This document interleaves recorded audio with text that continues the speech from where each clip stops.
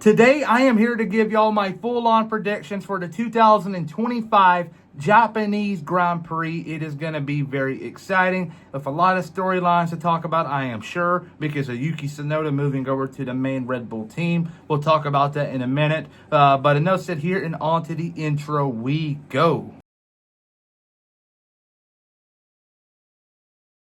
Alrighty here, the Japanese Grand Prix weekend is here, and there's a lot to talk about here. So we're just going to go down the list, and once we get to a driver that has a little discussion around their name, we'll talk about it. But winning the Grand Prix will be Oscar Piastri in the McLaren, winning back-to-back races. He won the Chinese Grand Prix. Now he's going to back it up with the Japanese Grand Prix. He's a real championship contender, Lando Norris fans. Lando Norris is not going to be given this championship this year. His teammate is going to give him all hell. So keep an eye on that one. Lando Norris, P2. P3, Max Verstappen.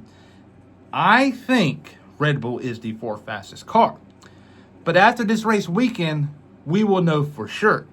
Because if Tsunoda goes out there and performs, I'll say on par with the Ferraris, maybe Kimi Antonelli, then I'll say they're the fourth fastest car. But if he goes out there and just flops like Liam Lawson has been doing, Red Bull may not be the fourth fastest car. They may be the fifth or sixth fastest car, and they just have a four-time world champ in one of the cars. So let's just be real here. Let's not try to sugarcoat anything.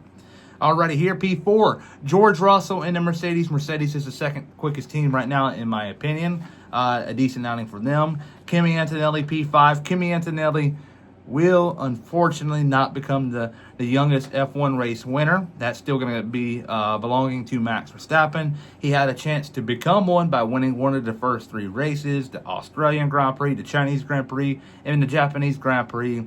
P4 in Australia, and then Chinese Grand Prix had floor damage, so his race was kind of up in the air. He still managed to get some points, and so there you go there. He has to win Japanese Grand Prix in order to become the youngest winner, which I believe is not going to happen. Mercedes has a quick car, but nowhere near the pace as the McLaren. So he's going to be P5, which is nothing too bad to harp about because P5 has a rookie in a Mercedes in the second weakest car is a very big deal. You look at Liam Lawson, what he's been doing. He struggled, got the boot.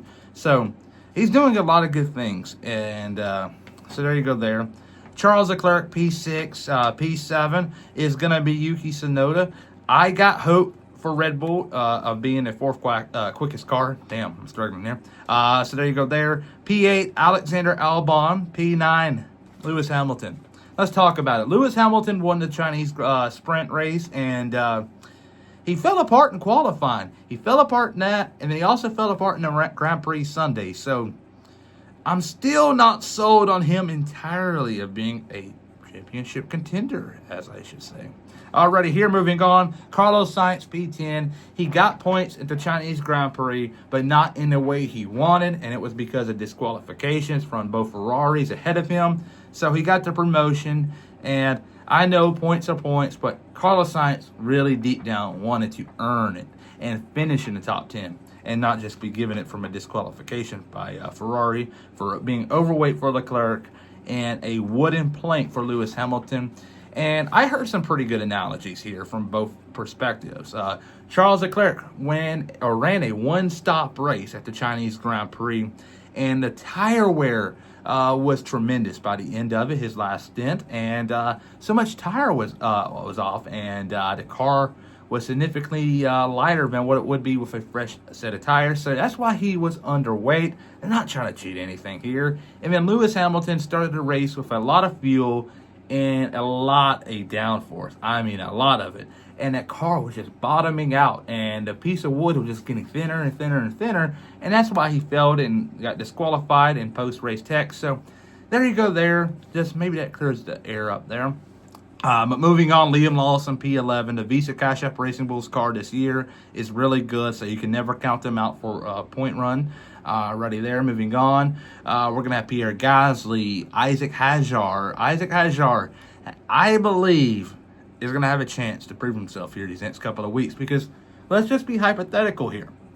If Yuki Tsunoda does not do well in this Red Bull ride like Liam Lawson has been doing and just being P20 every session, He's going to be the next in line. Hopefully he does good, because if he struggles and has a bad stint of races, we do have a triple header. We have the Japanese Grand Prix, Bahrain, Saudi. If he struggles in this triple header and Yuki Tsunoda struggles, I believe Tsunoda will get his seat over Hadjar, and Hadjar will get the boot. I just don't know how things are going to go. His battle with Liam Lawson is going to be one to keep an eye on, and we could very well see a return of Daniel Ricciardo. So there you go there. Moving on, Fernando Alonso and then Lance Stroll. The Aston Martins this year are just so up and down. They're wishy-washy. You do not know the results you're going to have, or they're going to have, more like. And the Chinese Grand Prix was definitely a surprise for Lance Stroll, and so was Melbourne. But Fernando Alonso DNFing both races this year is very questionable and not promising at all, because Fernando Alonso ultimately is going to be the highest scorer for the team. And if he's DNFing back-to-back races, that's 2 races that he's going to fail to miss on points. And let's just be real here. If he would have ran the Australian Grand Prix with the amount of collisions and wrecks we had, he would have got points easily, because he's a veteran. He knows how to keep the car on track in wet conditions. He would have easily gotten a top 5 result. Fast forward to the Chinese Grand Prix with the disqualifications there. He could have probably got P8, P9, P10, a 1 or 2, 3 points. So those are points that they're missing out on, and that's going to hurt them in the long run. Already here, you got Oliver Behrman in P16, P17. Gabriel Bartoletto beating teammate Nico Hulkenberg at the line. I don't expect much from the Salvers this year. They're practically tanking, and so that's a big win for Bartoletto to beat his teammate, in my opinion, if this were to happen. And the 2 drivers that I got DNFing are Esteban Ocon and Jack Doohan. Ocon, it's going to be all right. He had a good result in China, so the media's not going to go and harp on him.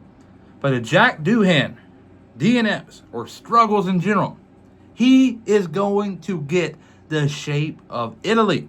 You may say, well, what is the shape of Italy? The boot. Franco Colapinto is at the doorsteps right now to that second Alpine car.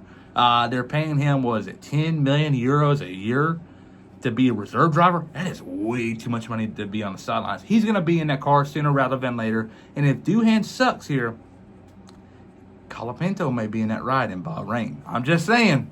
I don't want to get ahead of myself. I like Franco. I like the enthusiasm he has. He has a big fan base in North and South America.